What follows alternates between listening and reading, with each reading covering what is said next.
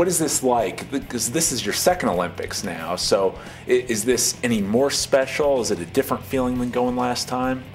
Last time, I was a nobody. It was my first year on the World Cup tour, and I was just like, I'm gonna take these guys. This is my, I'm gonna get in there. There were some older guys that thought, yeah, I got this, and I came in and took the place, and it was pretty cool, and I was stoked. But I think I was like the third pick behind Darren and Bodie, who were Olympic hopefuls, and I skied really well in the training runs there, but I didn't understand the magnitude of the Olympics.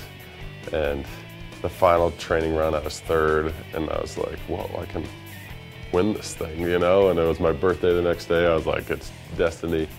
I sucked, actually. I was like 19th or something, so, and that's the Olympics. Like, if you don't get a medal, you really don't get anything. So what's it like behind the scenes? We only see the events, but they don't show us the Olympic Village very often, or hanging out with teammates. What is that time like for you? In Torino, it was really weird. Basically, we're isolated up on this mountain, and you have these dreams of the Olympics and the village, and I think that's kind of a summer thing, because the winter you have to have mountains and these places you got to go, and they're all so spread apart. And I think Torino was tough and it was weird because everything was so spread apart. But here, it's in Vancouver. It's Vancouver and Whistler. So tons of events are in Whistler and tons of events are in Vancouver. And so I'll get to experience just that energy and that vibe and just the spirit of the Olympic Games. And I think it'll be fun. It'll be different. And I really didn't get to experience it that much in Torino. Sorry to let you down. That's a little different though, going from Torino, Italy to Vancouver. What do you expect the atmosphere to be like and things like that? Have you thought about that much? Whistler's, it's a pretty wild town.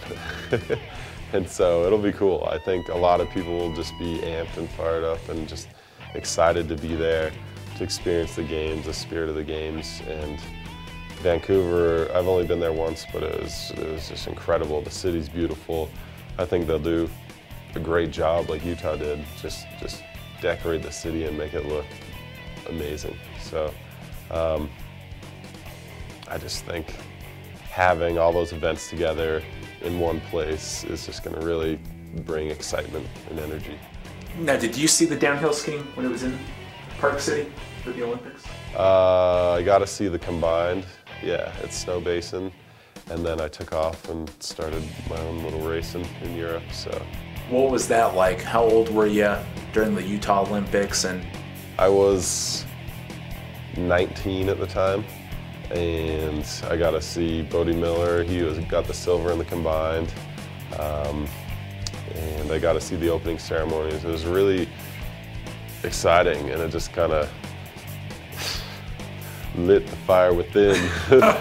But it was really cool because I took off after that and went to Europe, and I qualified for World Juniors, and I ended up winning right after that. So it inspired me. It was cool to see all that. How old were you when you realized this is what I got to do? Do you remember, I don't know if there's a day, but a time in your life when you say, I got to do this, I got to get to the Olympics? When I was younger, I had a videotape, a VHS tape from the 1992 Olympics in Albertville that just got hacked because I watched it over and over and over, and technique definitely progressed way beyond that from when I was watching it, but I just watch it and just see these guys just going for it, and that was skiing to me. We didn't have television, so I just watched this tape over and over and over.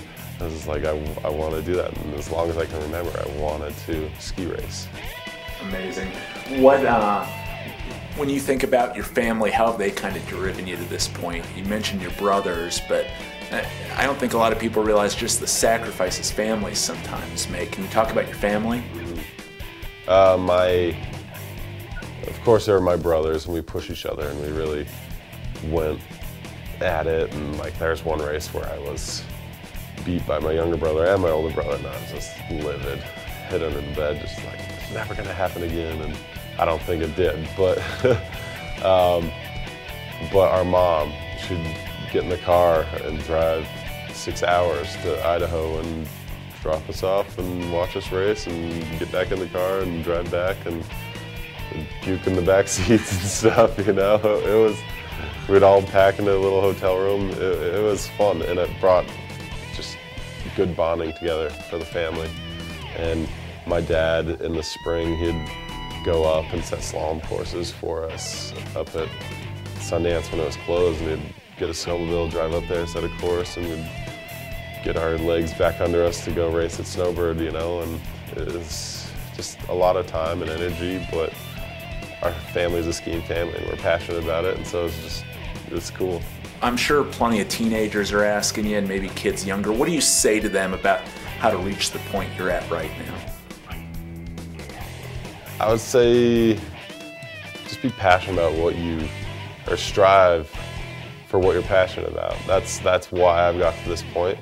It's because I love skiing, and I've just been consistent with it. And yes, there's going to be hard days, and sometimes you're not going to feel loved by skiing, but I love it. Just that feeling of going as fast as possible, scaring me to death. Just like standing at a starting gate and saying, I don't want to do this, but I can't be that wuss, so I can't puss out, and you just go, you know? So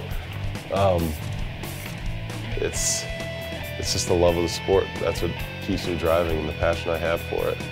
And if you're passionate about anything, keep going for it. That's crazy, man. You start skiing at Sundance, right? Yeah. Our local place. Any particular run? I mean, what kind of stands out to you when you think about our local resort here?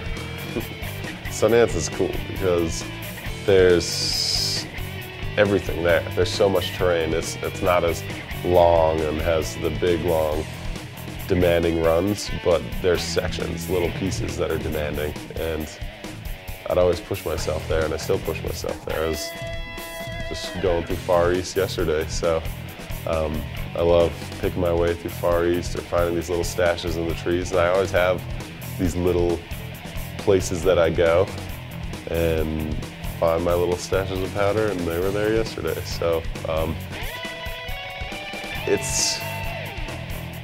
it's cool because it's so small, but I like milking everything I can out of it, and you just keep finding more every year I go there.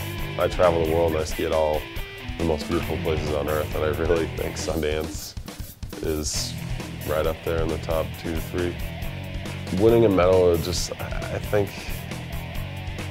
it's hard to really like think about, but when I was at the Olympics, I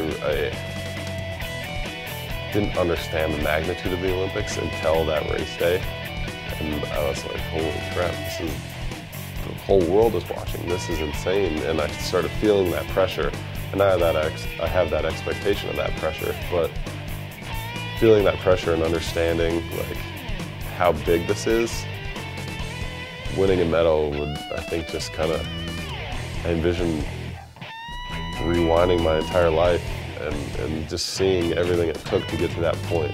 Like, I think it'd just be really cool. Lots of memories and feelings would come up that I don't remember now, that have just been forgotten. I really think just stuff would pop up and you'd be like, whoa. I'd probably cry, I don't know.